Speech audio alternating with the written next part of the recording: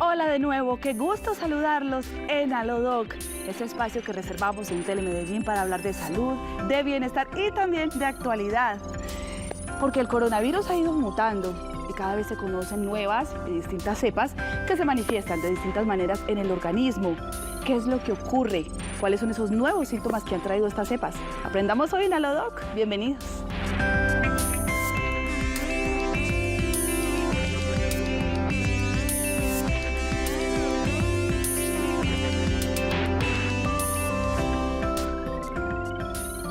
Constantemente estamos viendo en los medios de comunicación y en los medios oficiales también de información y de prensa que el virus va mutando, que el coronavirus cada vez va teniendo unas nuevas manifestaciones, que hay unas nuevas cepas, que hay unas variantes, en fin, una cantidad de términos que muchas veces no entendemos. Quisiéramos hacer este programa hoy para que queden más claras, para que entendamos por qué es tan importante conocerlas y qué es lo que está sucediendo con el virus. Así que invitamos a un experto en el tema, alguien que sabe mucho acerca de lo que está sucediendo. Él es el médico, doctor en Ciencias de la Salud, Carlos Restrepo. Gracias por estar con nosotros. Adelante, doctor. Bienvenido, siga. Muchas gracias. Muchas gracias por la invitación. Un placer estar aquí. No, es un gusto para nosotros tenerlo porque usted es el encargado de aclararnos muchas preguntas, doctor. Entonces, comencemos entendiendo qué es lo que pasa con un virus que muta. ¿Cómo así que muta? ¿Qué es eso? Bueno, ¿qué es una mutación? Básicamente, un virus, cuando se transmite de persona en persona, de paciente en paciente, dentro de la persona sufre un proceso de multiplicación, ¿cierto? O sea, él se reproduce y se aumenta su cantidad dentro de la persona. En ese proceso de aumento, de replicación, de duplicación, se utiliza la maquinaria propia del humano para él aumentar su material genético. Y en ese proceso, así como nosotros podemos fallar, también el virus de manera espontánea presenta cambios y esos cambios lo pueden volver una estructura o más eficiente o menos eficiente. ¿Para qué? Para infectar. Entonces, ¿qué es la mutación? Es el resultado normal de un virus ir infectando persona a persona. Básicamente son cambios en el material genético del virus que lo pueden volver o más fuerte o menos fuerte. Ahorita pues, no necesariamente más a fondo. Sí, no necesariamente todas las mutaciones van a hacer que el virus sea más contagioso. Hay otras mutaciones que le pueden hacer perder también fuerza al virus. Hay de todo tipo de mutaciones. Bueno, entonces, ¿cuándo hablamos de cepa? ¿Qué es una cepa? Exacto, entonces, ¿qué es una cepa? Entonces, es para que lo entendamos, la CDC, que es, digamos, una de las entidades más representativas a nivel mundial y en Estados Unidos de vigilancia, ¿cierto? En caso de mutaciones y cambios del virus, él lo explica de la siguiente manera, a hacer de cuenta que el virus es un árbol, ¿cierto? Y se plantan dos árboles iguales. Y a medida que van creciendo las ramas, así sean el mismo árbol, las ramas tienen diferentes formas. Al crecer de diferente forma, o sea, al estarse duplicando, replicando dentro de la persona de diferente manera, ¿sí? Es el mismo virus, pero se genera una cepa distinta, que va a generar o un cuadro clínico diferente, o una forma de infectar diferente, o unos síntomas distintos a medida que va cambiando. Bueno, doctor, porque lo que sí se ha conocido, según el Instituto Nacional de Salud, es que cerca del 50 al 70% de estas cepas sí son más contagiosas. Es decir, es más fácil que las personas las adquieran pues entre ellas. Esto es algo que científicamente sí está comprobado. Sí, entonces, ¿qué pasa? Mutaciones hay muchas y ustedes van a ver que les van a hablar de un montón de mutaciones, ¿cierto? ¿Qué son mutaciones? Les voy a tratar de explicarlo más sencillo. El material genético se convierte en proteína, ¿cierto? O sea, hay un proceso en el cual el ADN se convierte después en ARN y después en proteína, ¿cierto? El ADN es como el molde para que el virus produzca sus proteínas. Si yo le cambio una ficha a ese ADN, el molde para esa nueva proteína va a ser diferente, ¿sí? Y esa nueva proteína puede ser, por así decirlo, más pegajosa, más infecciosa o menos infecciosa. Entonces, ¿qué pasa? El virus tiene una puerta de entrada en los humanos, que es un receptor que se llama receptor de angiotensina. ¿En qué se ha centrado el estudio de las mutaciones? Usted puede tener la mutación en cualquier parte, pero se centran básicamente en dos puntos de todo ese material genético.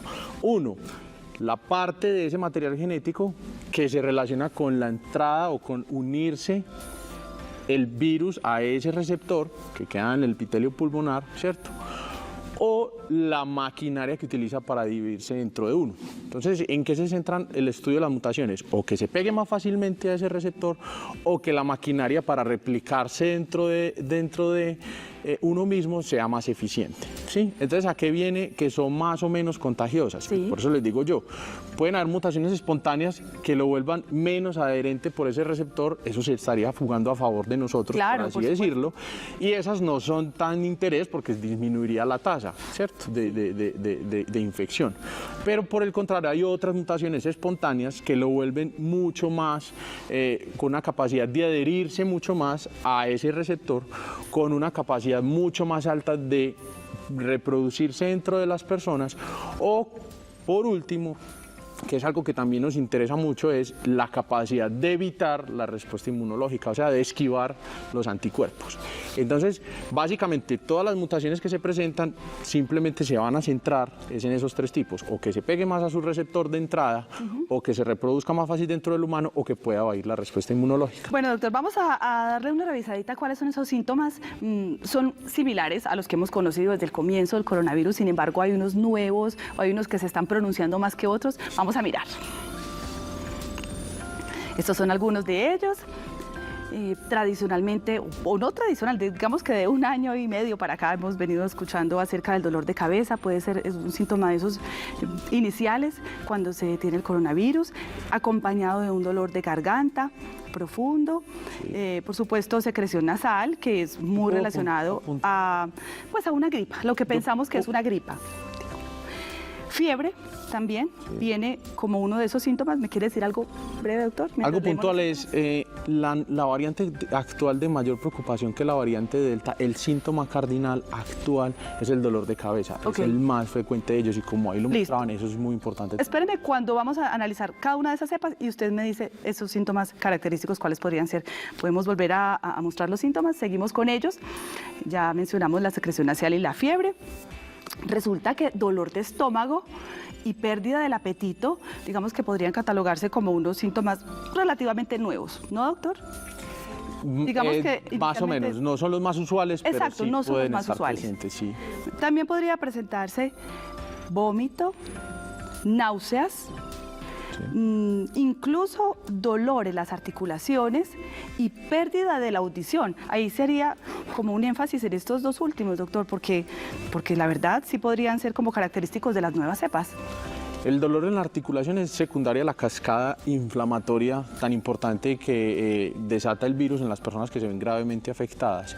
Y la pérdida de la audición es secundario a una inflamación también del epitelio olfatorio, de los senos paranasales, que llevan a una hipoacusia. Sí, podría también ser uno de los síntomas, no de los más comunes, pero sí está presente también. Bueno, doctora, al hablar de que definitivamente sí son más contagiosas estas nuevas cepas, podríamos entonces concluir que el virus cada vez va a ser más difícil de combatir. Hay que dejar 3 mensajes claros. El virus que salió inicialmente de Wuhan no es el virus que circula actualmente. Okay. ¿Sí? La primera mutación de interés o de importancia, que fue la alfa, que fue la que se detectó inicialmente en el Reino Unido, era un 20 a un 30% más contagiosa que la original, y resulta que la variante Delta, que actualmente está en 80 países, es 60% más contagiosa que la variante alfa. O sea que estamos hablando de un virus que ahora puede ser 70%, 80% más contagioso que el original. Sumado a que tienen unas mutaciones en ciertas regiones del virus que lo vuelven con una capacidad de replicación más alta. Entonces no necesariamente tiene que ser más letal, pero al ser más contagioso, si un virus mata el 1 o el 2% de las personas que se infectan, pues si yo tengo 1 millón de personas infectadas, no es lo mismo que tener 100.000 personas infectadas, ¿cierto? Va a ser una cantidad mucho mayor a medida que el volumen de personas sea mucho mayor. Claro. ¿Sí? Lo que sí hemos escuchado en los últimos días, doctor, es acerca de los nuevos contagios que otra vez comenzaron a subir en muchos países del mundo. Porque si ya había una tranquilidad relativa, si son países que ya tienen mucha gente vacunada, ¿qué es lo que sucede? Bueno, y aquí hay que tener muy claro varias cosas. Uno, el advenimiento de esta variante Delta. La variante Delta tiene una característica muy importante, y es, además de ser más contagiosa, tiene la capacidad de evadir el sistema inmunológico en varios escenarios específicos. Primero, las personas que tengan una sola dosis, en este momento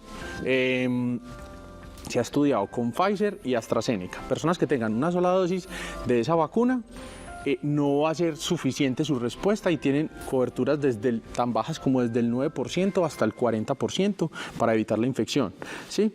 Entonces, por ejemplo, acá se maneja que las personas que sufrieron de COVID se les aplica una sola dosis. Las personas que sufrieron de COVID hasta 11 meses después ya muestran también una tasa de respuesta muy baja frente a la variable Delta. Entonces puede estar pasando que, 1, personas que no completaron el sistema el esquema de vacunación; 2, personas que se confiaron porque ya tuvieron la enfermedad, pero se ha visto que la reinfección con la variable Delta es muy alta; y 3, a medida que va aumentando la cantidad de personas vacunadas, los países van relajando las medidas, y obviamente eso también tiene un efecto rebote sobre la cantidad de personas infectadas.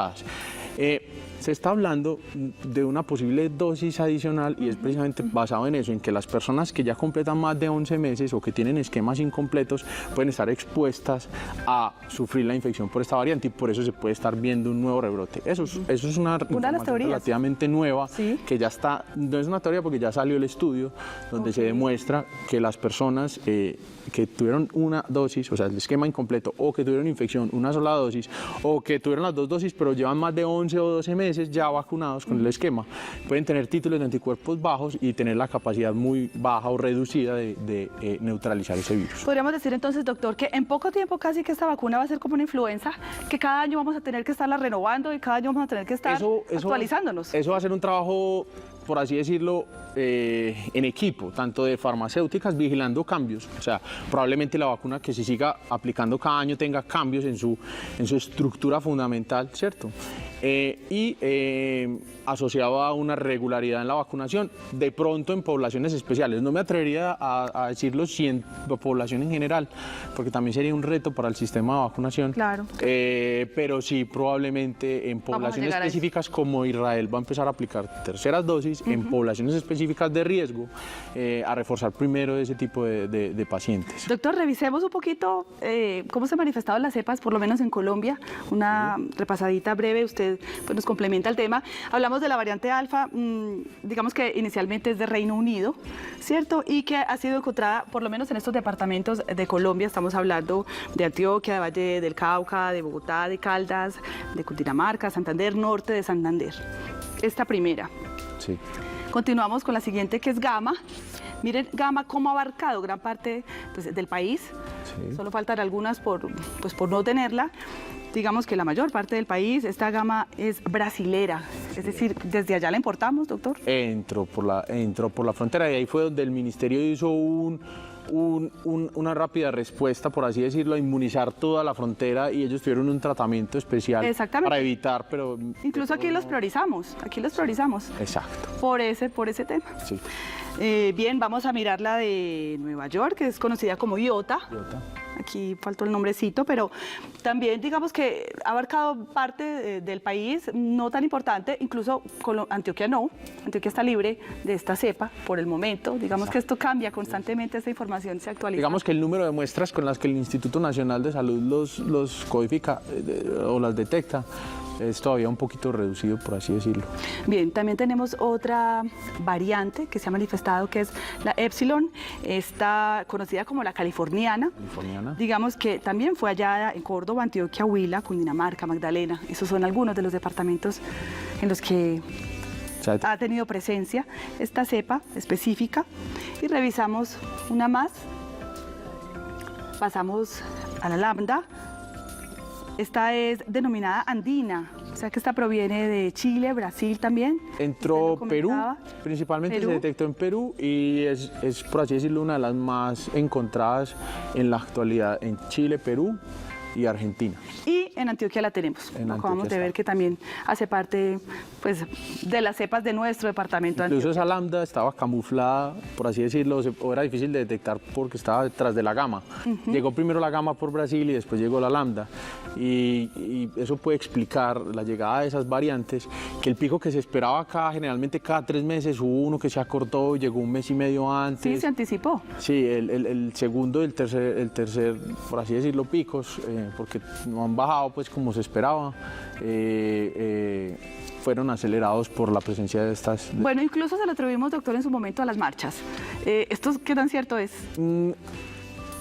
Antes de las marchas las UCI ya están al 99%, o sea, puede haber empeorado el pico, pero ya el sistema estaba colapsado antes de que empezaran las marchas, ya había colapsado 2 veces el sistema. Entonces, bueno, y aquí en la siguiente, que es la Delta, bueno, tenemos ciertos interrogantes. Dice el Instituto Nacional de Salud también que aún no se confirma científicamente que esa cepa esté aquí en el país. Sin embargo, usted la ha mencionado constantemente, hay sospechas, hay unas investigaciones preliminares. ¿Qué nos puede decir de esta Delta que resulta que es de las más fuertes? ¿qué es lo que pasa? En este momento es la variante más detectada en países que hacen secuenciación a gran escala. 80 países en este momento es la variante más frecuente, por así decirlo, detectada. Aquí no sabemos a ciencia cierta si está o no. ¿Cuál es el mensaje? Vacúnense, completen el esquema, ¿sí?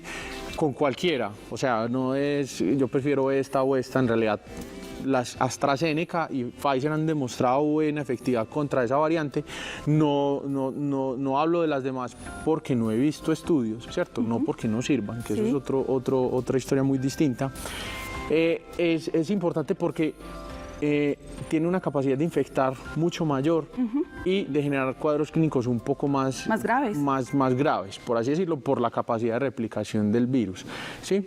Y evadir la respuesta inmunológica. Entonces, por eso es que hay que tener no confiarse, yo ya tengo una dosis o a mí ya me dio. Eso sí sería bajar la guardia. Un error gravísimo. Sí, señor. Doctor, ya volvemos para seguir hablando de la importancia de las vacunas con respecto a todas estas cepas que se han venido presentando pues, en los últimos meses en el país y en el mundo. Ya volvemos. Salud, Doc.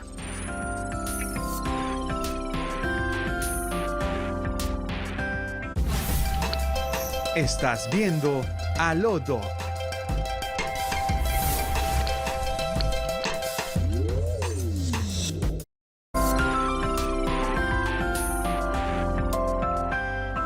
Regresamos a Aló Doc. Estamos hablando de esas nuevas cepas que han surgido del coronavirus. Estamos aprendiendo cantidades con el doctor Carlos Restrepo.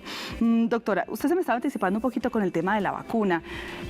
Error gravísimo, llegar a los centros de vacunación, a los puntos, y decir, ¿cuál tienen?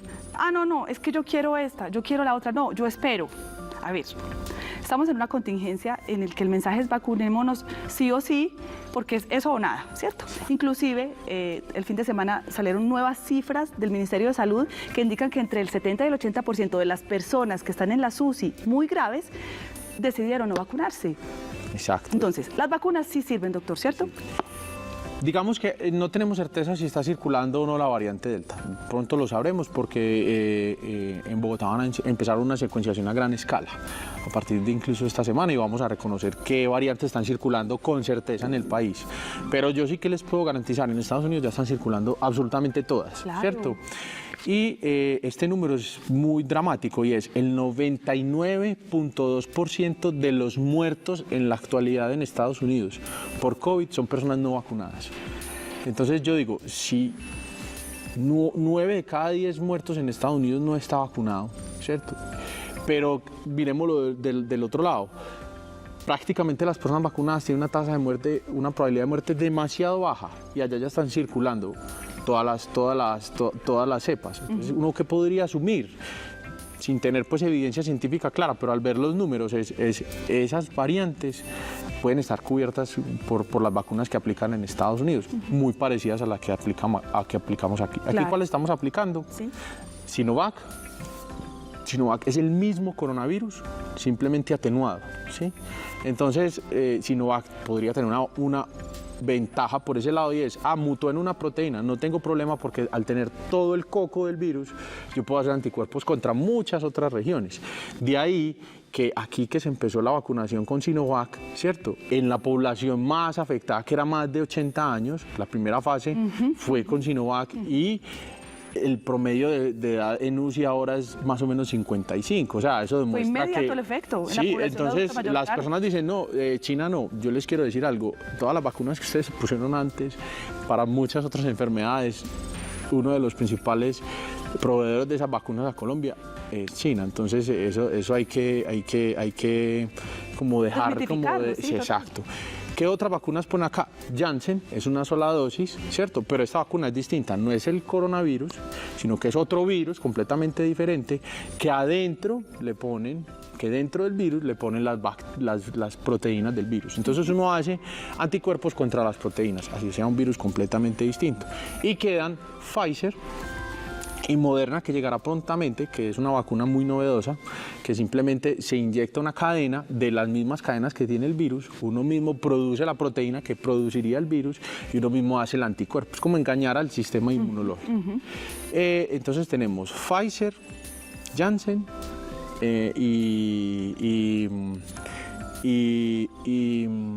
Sinovac. Y por último está AstraZeneca, que funciona parecido a Janssen y es un virus, ¿cierto?, que no afecta a humanos y por dentro le ponen también las proteínas del coronavirus. Bueno, doctor, tenemos inquietudes de los televidentes que hay que resolver antes de que se nos termine el programa. Lo invito. Listo. Esta es la consulta.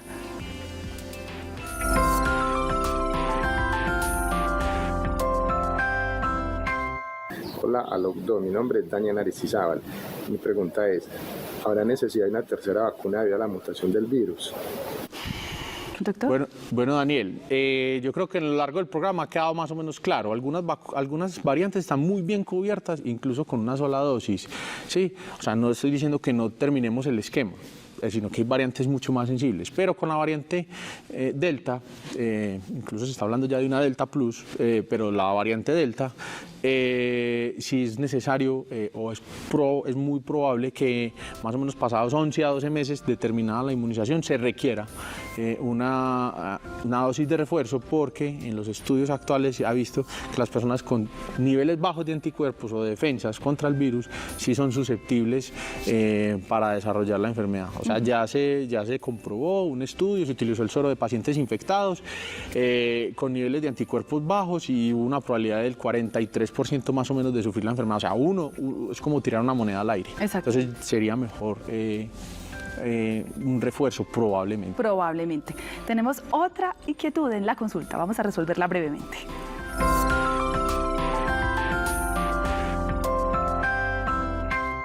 Hola a los dos, mi nombre es Jefferson Soto. Quiero saber si cada variante del virus es más agresiva y letal. Hablemos de la letalidad, básicamente. Jefferson, son más infecciosas las nuevas variantes, por eso preocupan.